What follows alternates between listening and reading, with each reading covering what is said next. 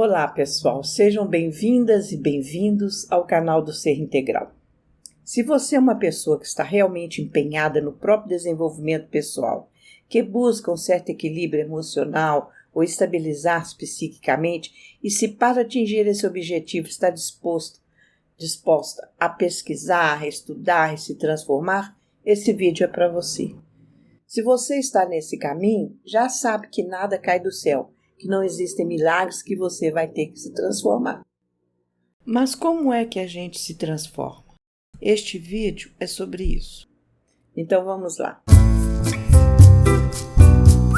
José Herculano Pires, jornalista, filósofo, educador, escritor e tradutor brasileiro, falecido em 1979, escreveu que é da natureza humana o impulso da transcendência, ou seja, toda a humanidade tem esse impulso de conduzir sua vida no caminho do bem. No caminho do bem, do amor, do respeito, da ética e da verdade, da humildade, da empatia, da justiça, né? Tem esse impulso de conquistar a abundância de paz, de alegria, de amor e felicidade. Observe bem que não se trata de um desejo que pertence ao mundo do consciente, mas de um impulso que é, em verdade, um comando do nosso superconsciente. E, de fato, ainda que sem consciência disso, é isso que move a nossa vida, né? Contudo, como diz ainda Herculano Pires, desde o início do seu processo evolutivo, a humanidade, ao invés de direcionar suas forças psíquicas para atender a esse impulso de transcendência, desviou-a para alvos terrenos. É uma inversão na direção da nossa estrutura psíquica, e isso faz com que vivamos uma realidade que não corresponde à nossa natureza. Acaba que somos dominados pelas forças materiais, né? Os apelos, as regras, as crenças ditadas pela sociedade e também pelos instintos animais que ainda persistem no nosso modo de viver. Mas ele diz também que não se trata de uma queda, mas de uma experiência necessária. Então, o impulso da transcendência não é uma imposição. Todos temos o livre-arbítrio que nos permite escolher o caminho que julgamos o melhor para nós. Assim, nós caminhamos na medida certa da nossa capacidade de progredir. O que temos que fazer é desenvolver um modo de pensar alinhado com esse impulso de transcendência, de forma que se estabeleça um mecanismo que não só nos direcione para a mudança, como impeça que nos voltemos novamente para o mundo de viver para fora, para o mundo exterior. Sabemos que isso é possível porque aconteceu conosco e vimos acontecer com muitos voluntários e com a maioria dos assistidos que encararam com seriedade o processo de superação das dependências no grupo do programa Renascer, né? Nós já comentamos com vocês em outros vídeos. Isso não significa que se resolve todos os problemas de uma vez, todas as dificuldades. Longe disso. Mas nós entramos num modo de pensar que é irreversível e que é um verdadeiro mecanismo que nos leva à superação gradual dos nossos desequilíbrios emocionais. Como nós chegamos a esse mecanismo de transformação, né? Trata-se, como dissemos, de um modo de pensar que passa a fazer parte da nossa rotina. Para facilitar a compreensão desse processo, nós o dividimos em 5 passos. Mas desde o início, uma coisa vai puxando a outra, né? E tudo se desenrola com bastante naturalidade. O primeiro passo é nos convencermos que a maior parte do nosso sofrimento é causado por nós mesmos. Nós somos responsáveis pelas nossas dores, não o outro. Pode ser que alguém ache isso ridículo, né? E até pergunte, como assim? Se alguém me xinga, a culpa é minha? Não, nós não estamos falando do ato do outro, estamos falando de você. É claro que você não é responsável pelo fato de alguém xingá-lo, mas é responsável pela emoção que se instalou em você após o xingamento, né? O sentimento que você gerou em si mesmo a partir do que o outro lhe fez, é responsabilidade sua. Porque ninguém tem a capacidade de gerar emoções e sentimentos em você. Então, nós somos os únicos responsáveis pelas nossas emoções e sentimentos. Então, todas as vezes que perceber algum tipo de sofrimento em você, não responsabilize nada que está fora, responsabilize a si mesmo. Ao fazermos isso, nós vamos rompendo gradativamente com aquele hábito de direcionarmos nossas forças psíquicas para o exterior, para os outros, né? Para o que está fora de nós. Deixamos de jogar fora, de desperdiçar as nossas energias psíquicas e passamos a usá-las em nosso benefício. Acredite, esse é o requisito mais importante do processo de autotransformação, porque é o início da nossa reestruturação psicológica. A nossa estrutura espiritual ou psíquica, que estava invertida, voltada para o mundo material, agora se endireita, né? Voltando para a direção correta para nós, para o nosso progresso. É uma mudança radical no nosso modo de pensar, que impulsiona um mecanismo de autoanálise que não regride nunca mais. Como sabemos disso? Cansamos de ver isso em nós mesmos e cansamos de ver acontecer com os assistidos do nosso grupo de dependentes. Mesmo após saírem do grupo, se retornavam por qualquer motivo, percebíamos claramente que continuavam pensando para si e não para fora. Então, vou dar um exemplo.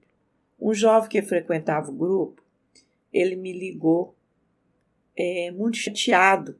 Ele tinha ido a uma reunião dos Narcóticos Anônimos, a convite de um amigo, e lá ele foi fazer um depoimento, né? E disse que estava conseguindo se desvencilhar da droga, mencionou o nosso grupo, né? Mas aí um frequentador daquele grupo começou a hostilizá-lo por essa declaração, dizendo que ele não podia falar de outro grupo e coisa e tal, e ele estava bastante nervoso e a fim de brigar, né? Então, esse jovem que me ligou, ele disse que não falou nada, ficou calado, né? Mas o rapaz continuou a hostilizá-lo. Então, ele disse, olha, depois da reunião nós conversamos.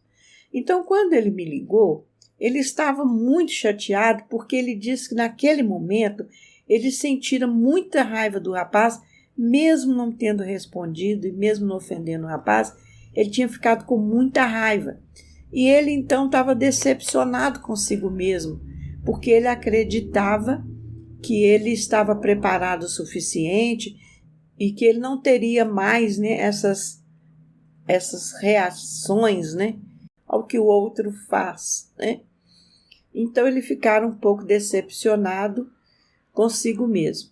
Foi então que eu mostrei para ele que, apesar dele ter sentido raiva, ele de fato não partiu para uma agressão nem verbal nem física. E se fosse uns meses atrás, com certeza ele teria partido para uma agressão talvez até física, que ele era um pouco dado a isso, né? E depois iria recorrer às drogas. E ele não fez nada disso, né?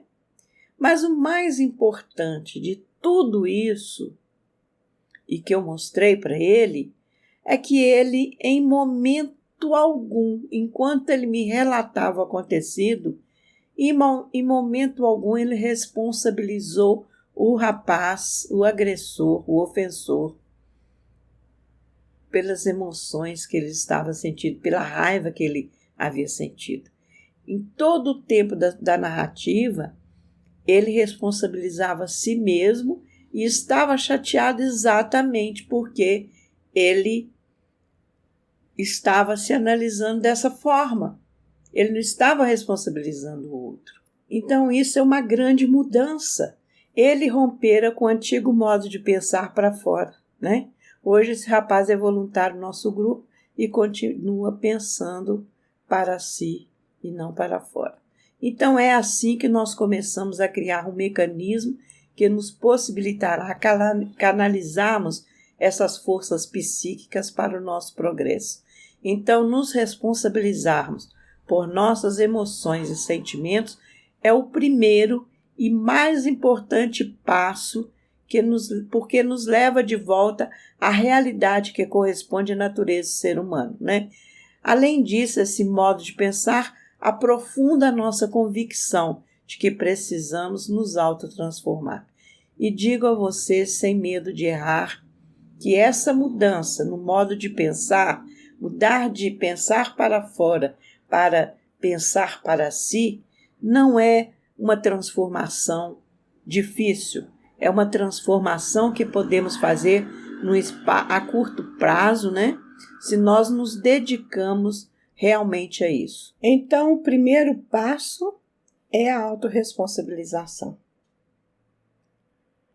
E o que fazemos a partir daí, né? Então, desde que a gente entendeu que a responsabilidade pelas nossas emoções e sentimentos, né, é nossa, o segundo passo é focar as nossas forças psíquicas neste estado emocional. Então, faça-se algumas perguntas para entender suas emoções. O que eu senti com a atitude do outro? Raiva, desejo de vingar-me ou senti medo? Senti-me desprezível? Senti-me desprezado? Senti-me imperfeito? Tente se recordar dos pensamentos que vieram à sua cabeça naquele momento. Feito isso, vem o terceiro passo. Depois de descobrirmos os sentimentos e nos lembrarmos dos pensamentos que marcaram aquele momento, nós vamos tentar descobrir o motivo pelo qual nos sentimos daquela forma, né?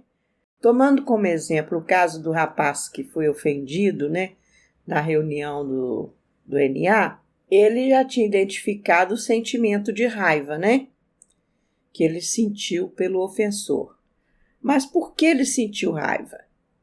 Em que ele se sentiu ameaçado? E se além da raiva, ele sentiu outra coisa, como por exemplo vergonha, né? Então, tentando descobrir o motivo dos seus sentimentos, digamos que a raiva e a vergonha ocorreram por ter sido confrontado e criticado na frente de todo o grupo. Ou seja, a raiva e a vergonha estão ligadas ao fato de que ele não se sente bem com críticas. Portanto, a crítica é o motivo da sua raiva. Se quiser, ele pode até aprofundar um pouco, né? Tenho medo da crítica, por quê? Em que uma crítica me ameaça? E aí vem o quarto passo. Sabendo que sua raiva veio da sua dificuldade com críticas, agora é preciso descobrir as crenças que geram essa dificuldade. O objetivo é nos tornarmos cientes do conteúdo do nosso subconsciente, porque é esse conteúdo que cria uma visão distorcida da nossa realidade e faz com que invertamos o foco da nossa estrutura psíquica. No caso do rapaz, ele deve se fazer perguntas do tipo: o que eu penso sobre crítica? O que uma crítica representa para mim? De repente ele pode descobrir crenças do tipo: preciso ser amado e aprovado por todo mundo. Quem recebe críticas está sendo desaprovado, né? As críticas diminuem o meu valor. Quem critica não quer o meu bem, quer fazer-me mal. Crítica é sempre negativa, destrutiva, é um ataque pessoal a mim. A crítica sempre prejudica a nossa autoestima, né? Então, de repente, ele descobre as crenças que estão por trás. Mas não pode parar aí. Então, vem um quinto passo.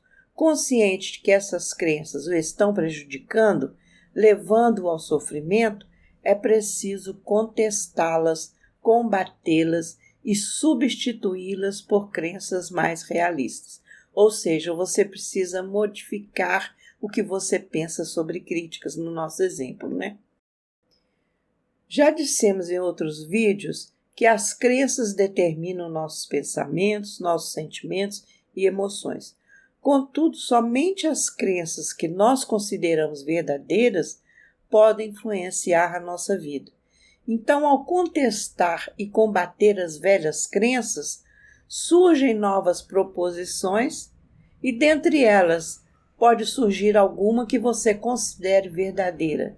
E então, essas que você considera verdadeiro, né, vão se tornar as novas crenças em substituição àquelas que o prejudicam. Isso não significa que a substituição de valores aconteça de uma única vez. Às vezes nós precisamos de mais tempo para nos desapegarmos das nossas velhas crenças.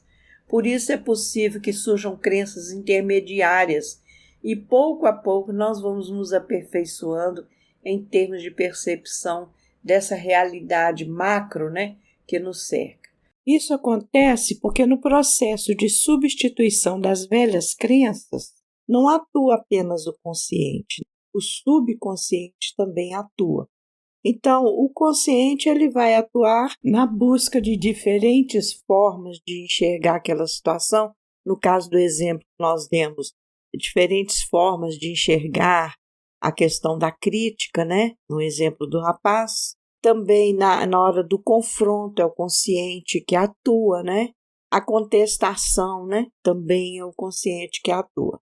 Agora, quem vai optar se aquele novo tema sobre a crítica é verdadeiro ou não, acaba sendo subconsciente, porque a gente só vai achar que é realmente verdadeira aquela nova crença, aquela nova visão sobre o tema, dependendo do que nós temos registrado no nosso subconsciente. Então, não tem como a gente, do nada, optar por uma versão diametralmente oposta àquilo que vem fazendo parte da nossa visão durante anos e anos e anos.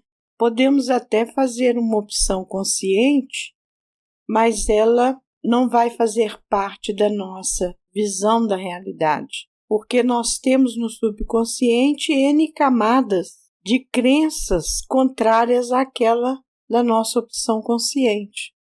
Então, mesmo que a gente sustente isso socialmente, uma hora ou outra nós vamos soltar uma fala completamente oposta, né? Por quê? Porque nós temos esse conteúdo no nosso subconsciente. No caso do rapaz do exemplo que eu dei, é preciso que ele analise as críticas de um ponto de vista diferente, né? Para que ele confronte realmente as suas crenças. Então ele pode pensar, por exemplo, críticas são neutras, né? As minhas crenças e a minha percepção das coisas é que me faz vê-las como positivas ou negativas. Todo mundo tem o direito de criticar, eu é que devo me cuidar para que as críticas não me afetem emocionalmente, né? Qualquer crítica positiva ou negativa serve para o meu crescimento. Através dela eu posso me avaliar e a partir daí me modificar ou então confirmar as minhas posições.